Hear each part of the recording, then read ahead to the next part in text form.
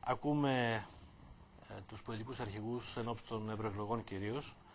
για το τι θα γίνει την επόμενη μέρα, να θέτουν διλήμματα.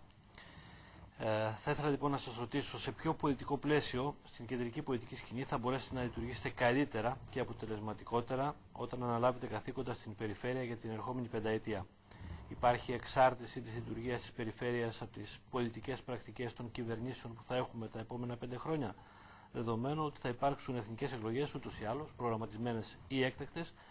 κατά τη διάρκεια της θητείας της περιφερειακής αυτοδιοίκησης. Κύριε Χαϊνά, εσείς ξεκινάτε. Ναι, κύριε Σιμόπουλε. Πιστεύουμε ότι ανεξάρτητα από την κατάσταση που θα έχουμε μετά τις εκλογές ή αν θέλετε με την οποιαδήποτε έτσι κυβέρνηση που θα έχουμε μετά από εθνικές εκλογές, όποτε και αν γίνουν αυτές, εμείς έτσι σαν περιφερειακή αρχή θα πρέπει να επιμείνουμε σε κάποια βασικά πράγματα. Αυτό που λέμε σήμερα ότι το όραμά μας είναι μια περιφερειακή αυτοκυβέρνηση, θα πρέπει να το κάνουμε πράξη. Θα πρέπει να συνεννοηθούμε σε αυτή τη χώρα επιτέλους και να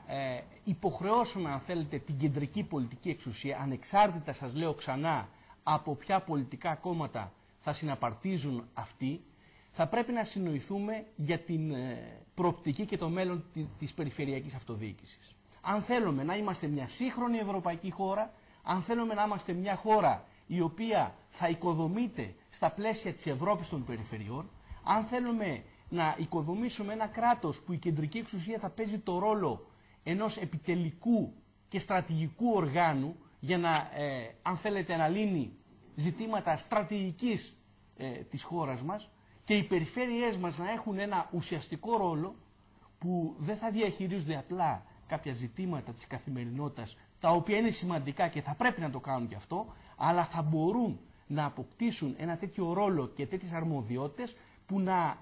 να πούμε επιτέλους ότι μετατρέπονται σε τοπικές αυτοκυβερνήσεις. Αυτό είναι ζητούμενο για μας. Άρα, οποιαδήποτε λοιπόν πολιτική εξέλιξη έχουμε στο κεντρικό πολιτικό επίπεδο, εμείς θα πρέπει να επιμείνουμε έτσι ώστε να περάσουμε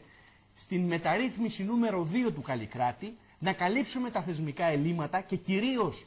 το μακρύ χέρι σήμερα της κεντρικής εξουσίας που εκφράζεται από τη Γενική Γραμματεία Αποκεντρωμένης Διοίκησης και όλα τα υπόλοιπα θεσμικά ελλείμματα που υπάρχουν θα πρέπει να τα αντιμετωπίσουμε.